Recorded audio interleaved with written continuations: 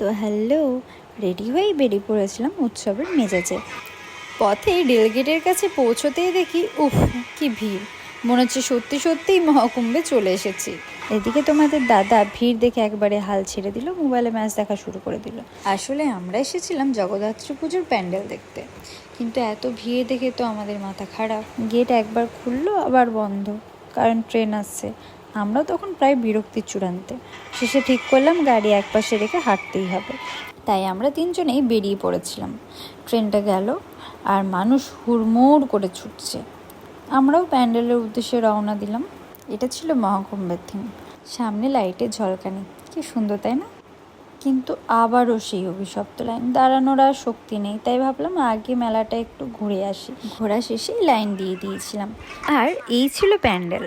বাইরের দৃশ্য দেখা হলে আমরা ঢুকে পড়লাম ভেতরের দৃশ্য দেখার জন্য।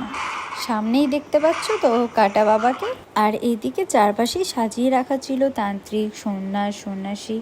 মহাকুম্ভের সিনগুলোই এখানে ফুটিয়ে ওঠানোর চেষ্টা করেছিল। সন্ন্যাসীদের দেখা শেষে আমরা দেখতে পেলাম মাকে। মায়ের কি অপরূপ সুন্দর, দেখি যেন মনটা খুশি হয়ে গেল। তো এবার বেরিয়ে পড়লাম বাইরের সিনটা দেখার জন্য। তার আগেই দেখি এখানে মোনালিসা ম্যাডাম, ভাইরাল মোনালিসা, আর এদিকে হাত তোলা বাবা। সব শেষে এখানে দেখি সন্ন্যাসীদের সাজে সেজেছিলেন কিছু বাবা, এবং তাদের আশীর্বাদ নিয়েই আমরা বেরিয়ে পড়লাম আবারও বাইরের দিকে। সিঁড়ি বেয়ে ওপরে উঠে দেখি দুজন সন্ন্যাসী আরতি করছেন। তারপরে এখানে দেখি মহাকুম্ভের স্নানের দৃশ্য। চোখের সামনে থেকে না দেখতে পেলেও ডেকোরেশনের মাধ্যমে খুব সুন্দরভাবে সাজিয়ে তুলেছিল প্যান্ডেলটাকে।